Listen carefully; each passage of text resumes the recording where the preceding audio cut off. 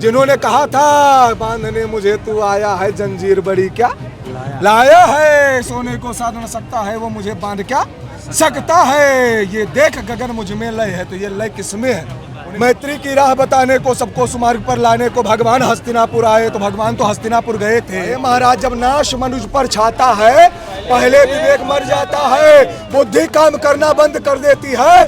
70 साल ये थे और 70 साल रहने के बाद भी अयोध्या में पूरी तरीके से 10 ईंटें ना रखवा पाए, वो राम के साथ थे। स्वागत है जी आपका बहुत बहुत। मोहित राज हमारे साथ मौजूद हैं।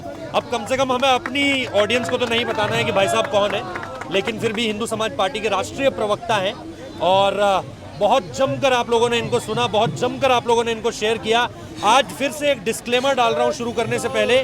आज जो कांग्रेस ने यहाँ पर किया है उसको विपक्ष के लोग ओछी राजनीति करार कह रहे हैं। संतों के माध्यम से या आज के युवा, क्योंकि ये दोनों तरह की पीढ़ियों को रिप्रेजेंट भी करते हैं और संतों को भी रिप्रेजेंट करते हैं, युवाओं को भी रिप्रेजेंट करते हैं। इसलिए इनके मुख से सुनेंगे कि ये किस तरीके से देखते हैं सारी की सारी चीज़ों को। कांग्रेस के कुछ नेता दिल्ली से लेकर लखनऊ तक यहाँ पर पहुंचे भी थे, चोरी चोरी चुपके चुपके पहुंच रहे हैं और चुपके चुपके ही चले भी जा रहे हैं, बहुत ज़्यादा हो हल्ला नहीं कर रहे हैं। सबसे पहले आज आपसे जानना चाह रहा हूँ, स्वागत है आपका। सबसे पहले तो ये जानना चाह रहा हूँ कि किस तरीके से आप इन सारी की सारी घटनाओं को देखते हैं। मकर संक्रांति की बहुत बहुत बधाई आपको भी बहुत बहुत बधाइयाँ। और अभी आपने कहा कि यहाँ पर कुछ विवाद हुआ है। महाराज जब नाश मनुष्य पर छाता है पहले विवेक मर जाता है, बुद्धि काम करना बंद कर देती है। और राम के इस कार्य में जो विघ्न डालेगा, मैं किसी का नाम नहीं लेता हूँ, वो चाहे कोई पार्टी वाले हो, चाहे विपक्ष वाले हो, चाहे सत्ता में बैठे सत्ताधीश हो या विपक्ष वाले हो, जो राम के कार्य में विघ्न डालेगा, जो अयोध्या में आकर के विघ्न डालेगा, महाराज स्थिति डगमगा जाएगी। कैसे विघ्न डाल रहे हैं? अगर ये आ रहे हैं तो कैसे विघ्न डाल रहे हैं? अरे महाराज अयोध्या वाले महोत्सव मना रहे हैं, पूरी अयोध्या राममय है और ऐसे समय में तुम ऐसे विवाद को उत्पन्न करोगे, अरे महाराज स्थिति क्या होगी वो कोई बताएगा नहीं। अभी 20 सीट पर लड़ रहे हो, 20 भी चली जाएगी, ये चली जाएगी, ये जान लो। यही हिंदू तुम्हारी 20 सीटों को खा जाएगा निश्चित, डंके की चोट पर लिख कर दे। मुझे तो लग रहा है कि कहीं वो अपनी तरफ लाने की कोशिश कर रहे हैं हिंदुओं को, क्योंकि यहाँ आ रहे हैं भाई, संदेश तो वो भी देने की कोशिश कर रहे हैं ना कि हम भी राम के साथ हैं। हाँ, तो हम कहाँ कह रहे हैं भैया नहीं हो, आप तो बहुत पहले से राम के साथ थे। 70 साल ये थे और 70 साल रहने के बाद भी अयोध्या में पूरी तरीके से 10 ईंटें ना रखवा पाए, वो राम के साथ थे। कोई पार्टी राम के साथ है? आज राजनीतिक फायदा लेने के लिए तो आ गए हैं ना। राम के साथ नहीं है, राम का हाथ जिसके ऊपर रहेगा वो पार्टी सत्ता में रहेगी। अभी ऊपर है, किसके ऊपर है राम का? आप क्या बात करते हैं भैया, जा पर कृपा राम के होई ता पर कृपा करे सब कोई, ये बताने वाली बात है। मैं ये नहीं कहूंगा किसके ऊपर है, कांग्रेस कह रही है सौभाग्य उस व्यक्ति के ऊपर है जो सनातन धर्म के संस्कृति के उत्थान के लिए कार्य करता है। और दूसरी बात है महाराज 10 ईंटा नहीं रखवा पाए, क्या बात करते हो आप? शंकराचार्यों को जेल में डालने वाले, राम के प्रमाण पर अस्तित्व पर सवाल उठाने वाले, आज यहाँ अयोध्या करके अपना मनारदम वर, क्या बात कर रहे हैं? आप कह रहे हो जब नाश मनुष्य पर छाता है पहले विवेक मर जाता है। वो कह रहे हैं कि सौभाग्य न सब दिन सोता है, देखें आगे क्या होता है। मैत्री की राह बताने को सबको सुमार्ग पर लाने को भगवान हस्तिनापुर आए तो भगवान तो हस्तिनापुर गए थे। कांग्रेस का संदेशा लाए? हाँ, या पांडवों का? कांग्रेस का संदेशा लाए, लेकिन स्थिति क्या होती है मैं आपको बता रहा हूँ। यहाँ कोई दूत बनकर नहीं आ रहा, अगर कोई दूत बनकर के आता तो चराचर चराचर संपूर्ण ब्रह्मांड की सत्ता को अपने अंदर समाहित रखने वाले भगवान श्री कृष्ण थे, जिन्होंने कहा था बांधने मुझे तू आया है जंजीर बड़ी क्या लाया है, सोने को साध न सकता है वो मुझे बांध क्या सकता है। ये देख गगन मुझ में लय है तो ये लय किसमें है?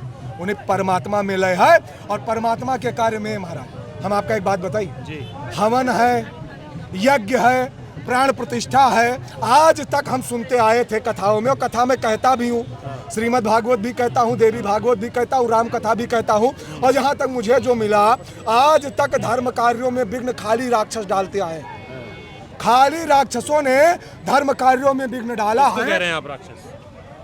अरे मैं किसको क्या कह रहा हूँ? जो सीधे नाम लेकर बात कीजिए जो ना। भीख नहीं डाले ना। आप घबरा कर बात कर रहे हैं, ऐसा लग रहा है आप घबरा घबरा कर बात कर। आप ना तो योगी मोदी का सीधे नाम ले रहे हैं, मैं ना योगी आप मोदी का नाम ले रहा हूँ। नहीं ले मैं रहे ना आप। डंके की चोट पर कहता हूँ कि राम के कारण आज भाजपा सत्ता में है, राम के कारण आज मोदी प्रधानमंत्री आप बोले, है, राम के कारण आज योगी आदित्यनाथ जी उत्तर प्रदेश की कुर्सी पर बैठे थे, बैठे हैं और भविष्य में बैठे रहेंगे डंके की चोट पर। और सुनिए, अब आपने कहा है तो इतिहास सुनो महाराज।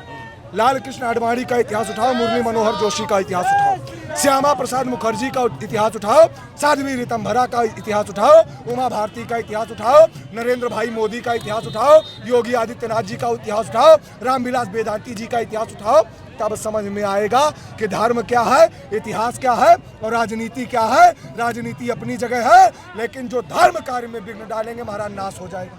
अच्छा, विघ्न कैसे डाल रहे हैं, मैं तो ये जानना चाह रहा हूँ। कांग्रेस यहाँ आई, अखिलेश भी कह रहे हैं और कांग्रेस भी कह रही है कि 22 के बाद भी आएंगे हम 22 के बाद आएंगे, क्या दिक्कत है? हम प्रधानमंत्री नरेंद्र मोदी का किए हुए आयोजन में नहीं आना चाह रहे हैं। उनको क्या इस बात का डर लग रहा है कि उस दिन कैमरा फोकस उनकी तरफ नहीं होगा, क्योंकि नरेंद्र मोदी बैठे होंगे तो सब सारे कैमरे, सारी तस्वीरें नरेंद्र मोदी को ही दिखाएंगी। वो 22 तारीख के कार्यक्रम में नहीं आना चाह रहे हैं, उसके बाद आएंगे। वो 22 तारीख के कार्यक्रम में नहीं आना चाह रहे हैं, नहीं आना चाह रहे तो ना बुला कौन रहा है तुमको भाई? बुला कौन रहा है तुम? बाबा तो गया है तो कौन बुला रहा है? मैं आपको बताता हूँ, जिनके अंदर ईर्ष्या मत्सर द्वेष विकार छल प्रपंच प्रमाद भरा पड़ा होगा महाराज, वो राम मंदिर आकर के मत्था टेकेंगे। दूसरी बात, जिनको मस्जिदों में जाने से फुर्सत होगी, सीधा सा सिद्धांत है, जिनको मजारों पर मत्था टेकने से फुर्सत होगी, वह मर्यादा पुरुषोत्तम भगवान श्री राम के दिव्य दर्शन को कर पाएगा।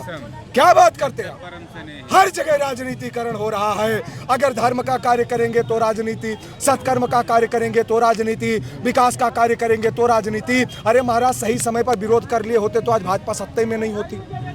ये तो कांग्रेस की देन है भाजपा, हम ये भी कहते हैं, ये तो कांग्रेस की देन है भाजपा। जब भारतीय जनता पार्टी मात्र 2 सीटों पर लड़ रही थी और केंद्र में कांग्रेस की सरकार थी, तब भी सदन में चिल्लाया जाता था कि हम राम मंदिर बनाएंगे, अगर हमारी सरकार सत्ता में आएगी तो हम राम मंदिर बनाएंगे।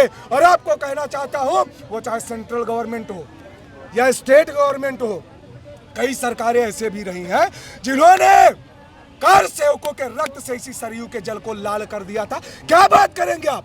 आपको लगता है शंकराचार्य पर लाठी चार्ज कराएंगे, शंकराचार्य को जेल में भिजवाएंगे, कार सेवकों पर धड़ाधड़ गोलियां चलवाएंगे और इनको लगता है कि हम इनको अच्छत लेकर के निमंत्रण दें?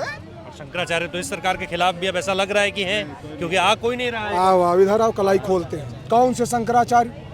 शंकरम शंकराचार्यम केशवम बादरायणम साधारण हस्ती है।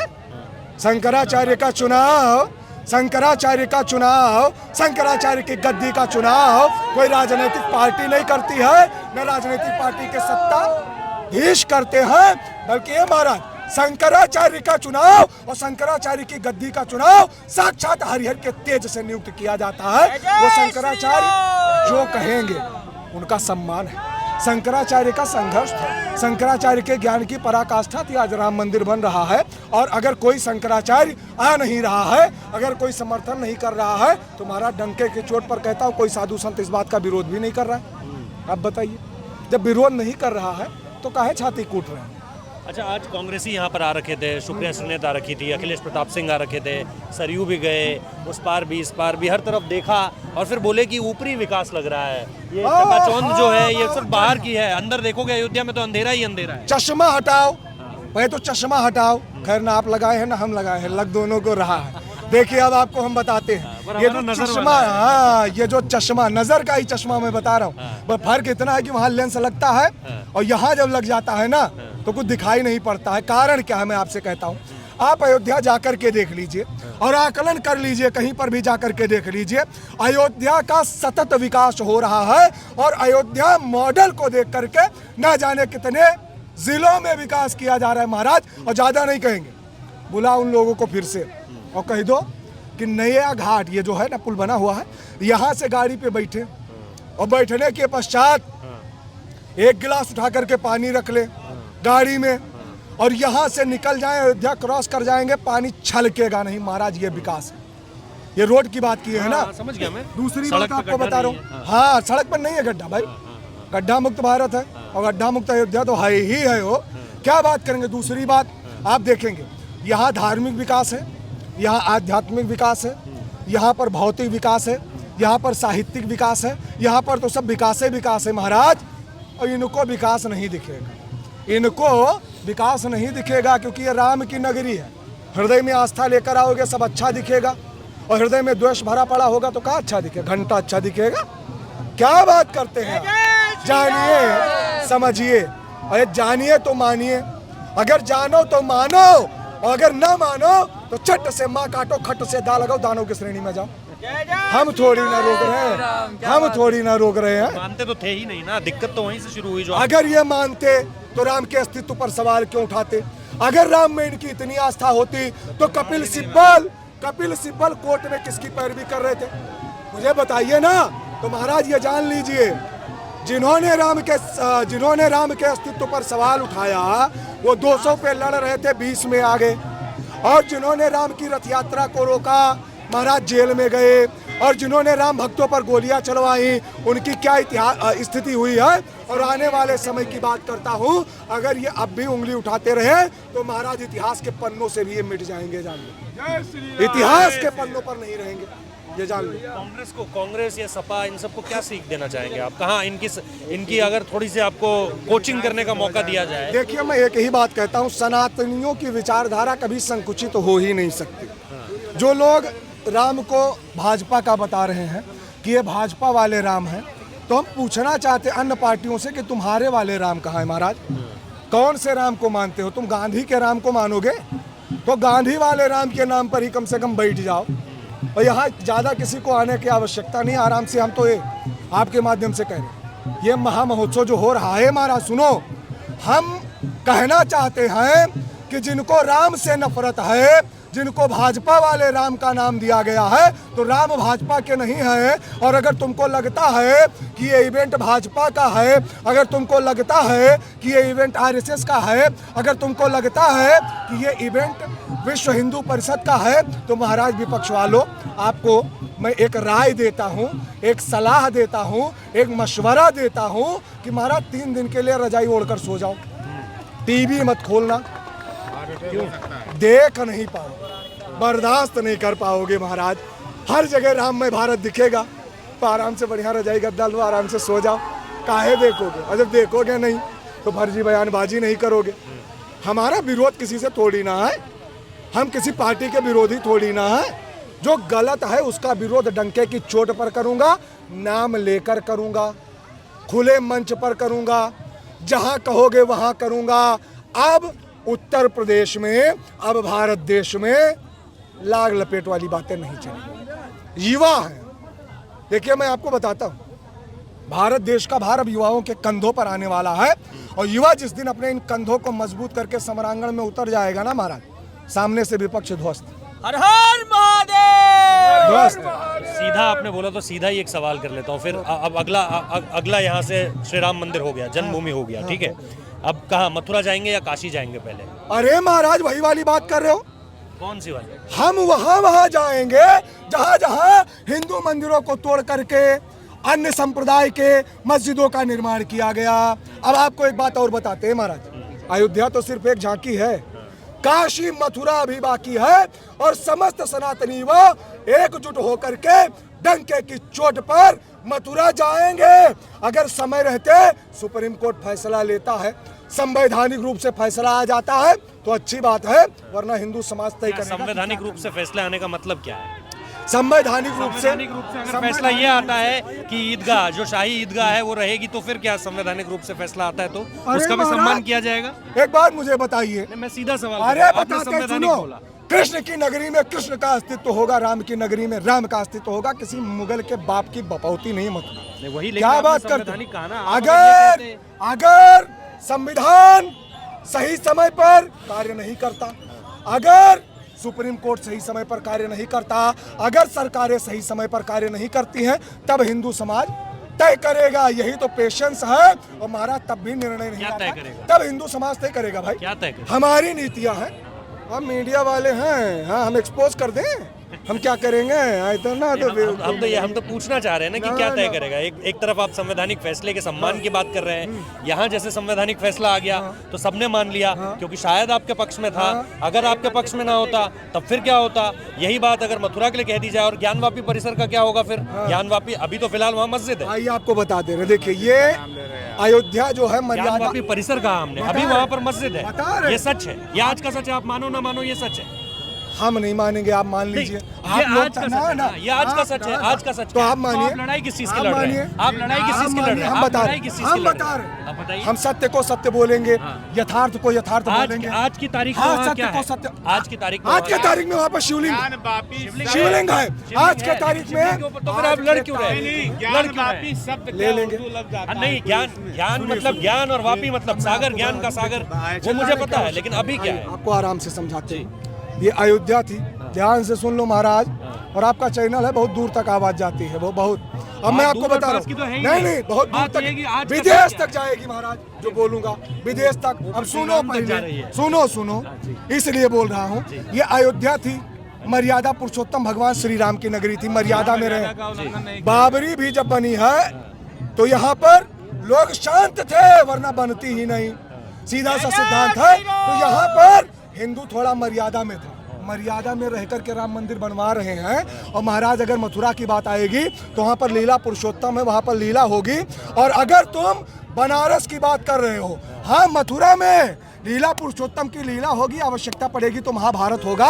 और विपक्ष वालों से कहना चाहता हूँ, अन्य पक्षकारों से कहना चाहता हूँ कि महाराज अगर हम बनारस चले गए तो महादेव की नगरी हिंदुओं का तांडव बर्दाश्त नहीं कर पाओगे। हिंदुओं का तांडव बर्दाश्त नहीं कर पाओगे। ये तो आप फैसले से पहले खुलेआम धमकी देते हैं। वही वाली आप बात कर रहे हैं। कभी आप कह रहे हैं कि महाभारत होगी, कहीं आप कह रहे हैं तांडव होगा।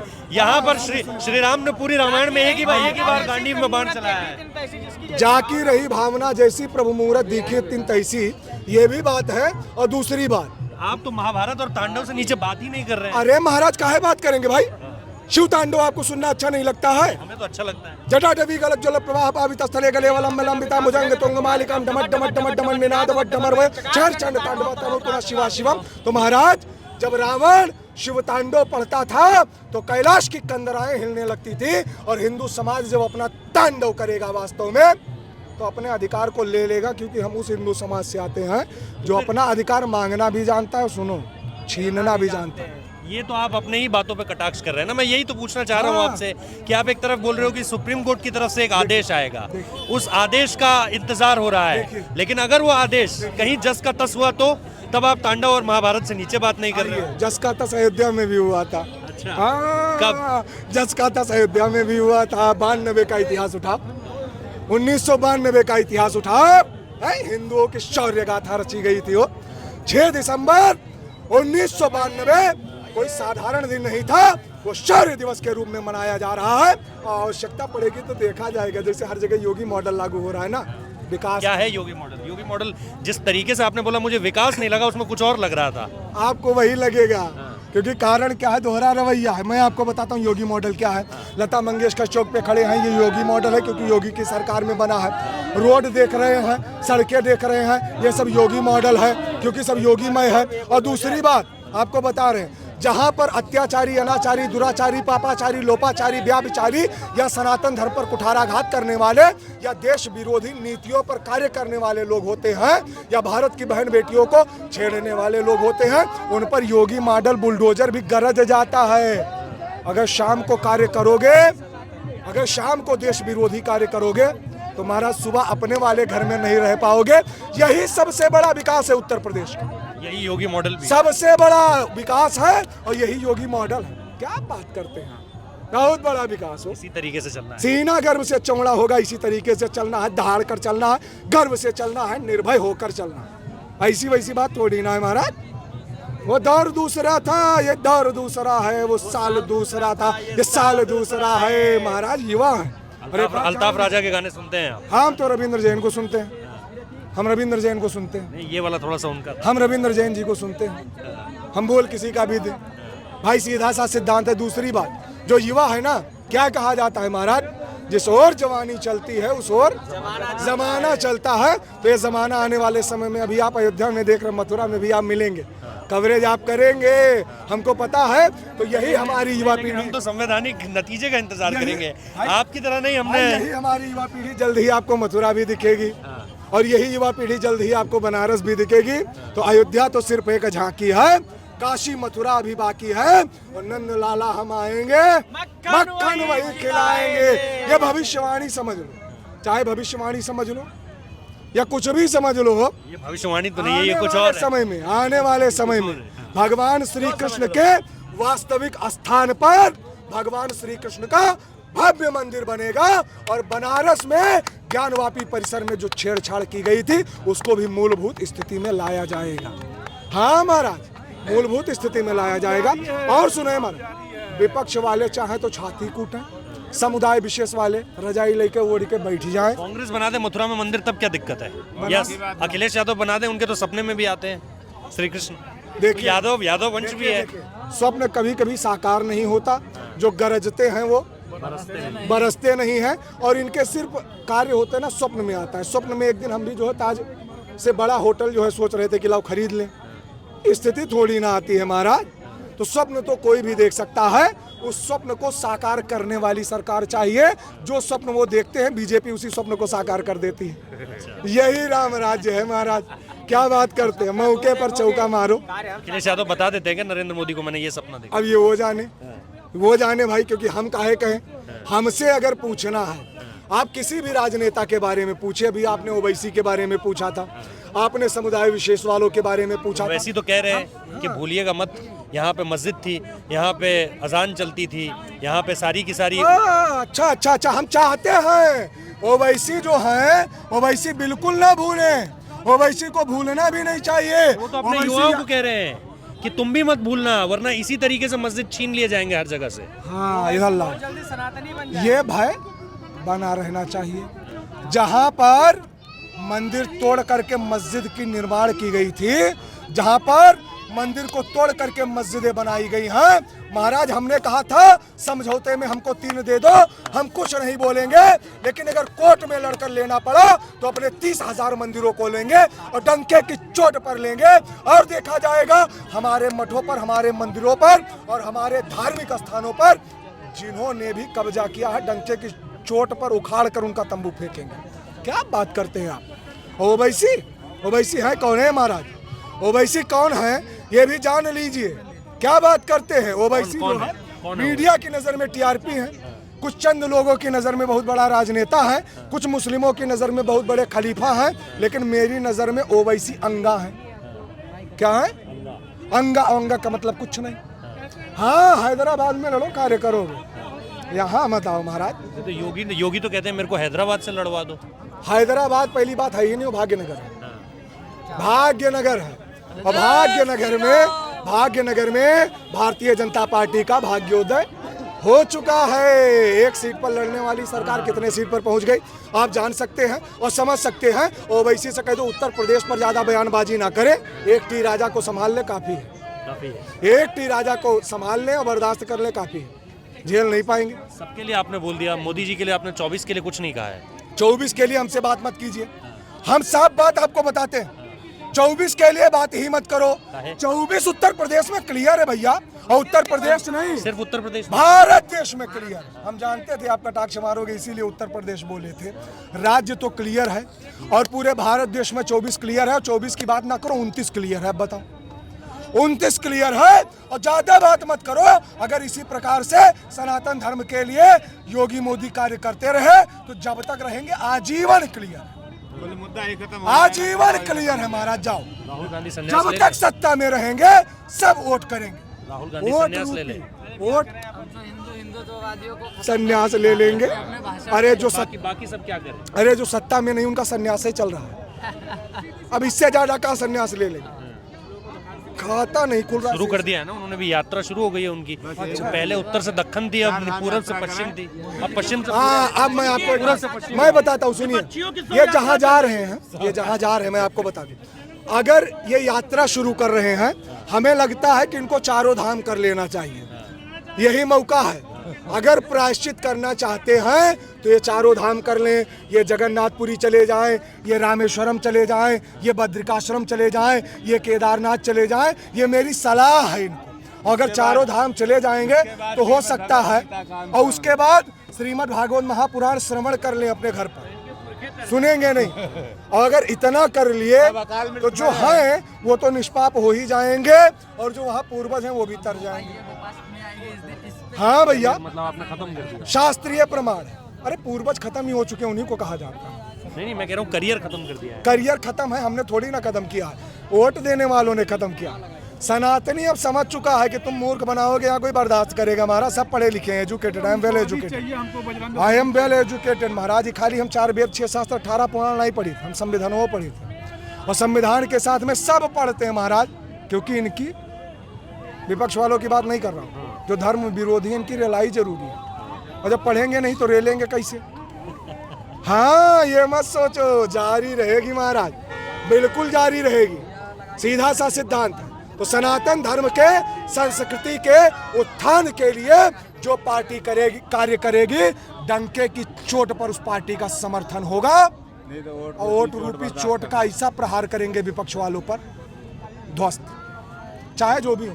धन्यवाद अपनी राय देने के लिए। आपने लगातार सुना है, और जैसा हमने लगातार आप लोगों को बताया भी है कि मुखर रहते हैं, साफ बोलते हैं, और ऐसा बोलते हैं जो विपक्ष को चुभता ज़रूर है। तो ये इस तरह की राय, इस तरह की बातें अयोध्या में आम है, चाहे वो विपक्षियों के लिए आप सुन लीजिए, या फिर धर्म को लेकर सुन लीजिए, या फिर आने वाले समय के लिए। धन्यवाद।